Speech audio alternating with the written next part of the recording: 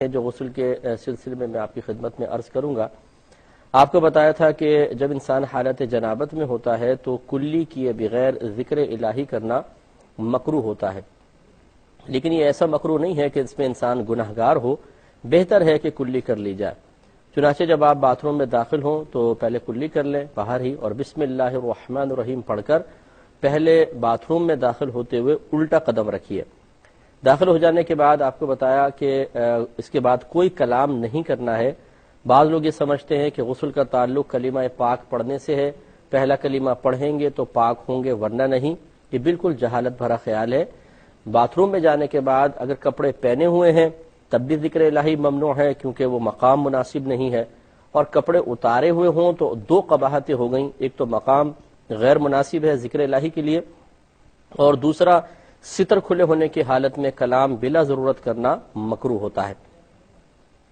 تو wash room میں داخل ہونے کے بعد پھر کوئی ذکر نہیں کریں گے۔ کپڑے اتارنے کے بعد آپ کو بتایا تھا کہ احتیاط کریں کہ کعبۃ اللہ کی طرف نہ رخ ہو نہ پیٹھ ہو، یہی مستحب افضل ہے۔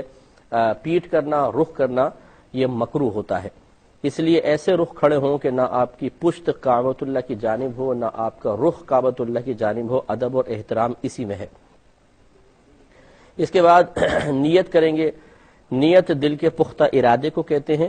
آپ زبان سے کچھ بھی نہیں کہیں گے، بس دل میں ارادہ کر لیں کہ میں اللہ تبارک و تعالیٰ کی رضا کی خاطر غسل کر رہا ہوں، یا نماز کے قابل ہونے کے لیے غسل کر رہا ہوں، یا جنابت کو اللہ تعالیٰ کے حکم پر عمل پیرا ہوتے ہوئے جنابت کو دور کرنے کے لیے غسل کر رہا ہوں۔ بس دل میں آپ یہ نیت کریں گے تو یہ نیت ہو جائے گی۔ اس کا فائدہ ہی ہوگا کہ اب آپ کا نہانا عبادت میں باقاعدہ شمار ہوگا اور آپ کو ثواب ملے گا۔ اور اگر کوئی بغیر طہارت حاصل کرنے کی نیت کے غسل کر لے گا، طہارت تو پھر بھی حاصل ہو جائے گی، کیونکہ پانی اللہ تعالیٰ نے بنایا ہی ایسا ہے کہ ہم نیت کریں نہ کریں وہ ہماری نجاست کو بہا کر لے جائے گا، چاہے حقیقیہ نجاست ہو چاہے حکمیہ نجاست ہو۔ تو لہٰذا اگر کوئی بغیر نیت کے غسل کرے گا، غسل پھر بھی ہو جائے گا، جنابت پھر بھی دور ہو جائے گی، لیکن اسے ثواب نہیں ملے گا۔ تو حصول ثواب کے لیے نیت کرنا ضروری ہے۔ اس کے بعد اپنے دونوں ہاتھ پونچھوں تک دھوئیں گے۔ اس کے بعد اگر جسم پر کوئی نجاست وغیرہ لگی ہو اس کو دور کریں اور استنجا کی جگہوں کو دھوئیں۔ اس کے بعد نماز کی طرح کا مکمل وضو کر لیں، اور اس وضو کرنے کے اندر غسل کے پہلے دو فرائض بھی پورے ہو جائیں گے، ایک کلی کرنا اور دوسرا ناک میں پانی چڑھانا۔ اس میں آپ کو بتایا تھا کہ کلی کرنے میں غرغرہ بھی ہوگا، اور ناک میں پانی جب آپ چڑھائیں گے تو خالی وہ ٹچ نہیں کرنا ہے، بلکہ جو نرم ہڈی جہاں تک ہوتی ہے، یعنی سخت ہڈی ناک کی شروع ہوتی ہے، وہاں تک پانی کو سونگھ کر اوپر تھوڑا سا چڑھانا، یہ سنت کریمہ ہے، بلکہ یہ غسل کے اندر فرض ہے، وضو کے اندر سنت مؤکدہ ہوتا ہے۔ پہلے کال لیتے ہیں، پھر میں انشاءاللہ یہ طریقہ عرض کر کے پھر احتیاطوں کی طرف آتا ہوں۔ پہلے کالر ہمارے ساتھ ہیں۔ السلام علیکم۔ وعلیکم السلام مولانا صاحب، اللہ آپ کو زندگی دے اور سلامتی دے۔ آپ بہت اچھا پروگرام پیش کر رہے ہیں، میرا بہت پسند کا پروگرام ہے۔ میں نے یہ پوچھنا تھا کہ مطلب ہے کہ جب نماز چکی ہے اور اس میں سجدہ پہلے اور نک بعد میں لگا ہے، تو اب اس کا میں کیا کروں؟ مطلب ہے کہ کوئی کفارہ وغیرہ کچھ ہے؟ تھوڑا سمجھ میں نہیں آیا، ایک دفعہ دوبارہ کہیے گا تھوڑا سا۔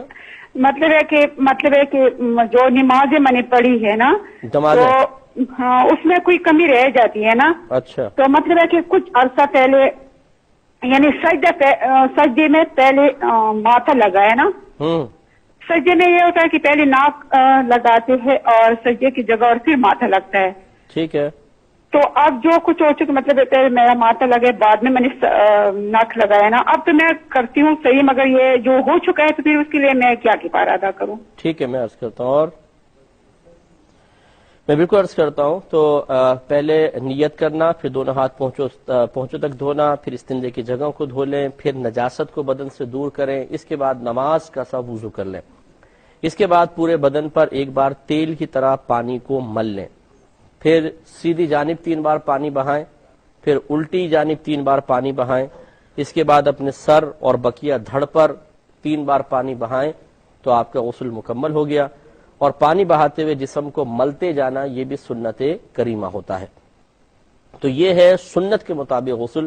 اگر کوئی اس کا لحاظ نہ کرے، مثال کے طور پہ شاور کھولا اور بس ڈال رہے ہیں پانی، پورا بدن اچھی طرح پانی بہا لیا، غسل اب بھی ہو جائے گا، لیکن اس ترتیب سے اگر غسل کریں گے تو انشاءاللہ سنت کا ثواب بھی ملے گا کہ ہر نبی کریم صلی اللہ علیہ وسلم کی ہر ادا اپنے اندر اللہ تبارک و تعالیٰ کی رضا کو پوشیدہ رکھے ہوئے ہے۔ اللہ تبارک و تعالیٰ نے اپنے حبیب کریم صلی اللہ علیہ وسلم کو جو کچھ طریقہ الہام فرمایا، طریقہ سکھایا، وہ سب سے بہترین طریقہ ہے۔ تو اگر اس ترتیب کو ملحوظ رکھ سکیں تو بہت ہی بہتر ہے کہ اسی ترتیب سے آپ غسل فرمائیں۔ اب آئیں تھوڑی احتیاطوں کی طرف، یہاں تک تو میں پچھلے پروگرام میں بھی عرض کر چکا تھا۔ احتیاطیں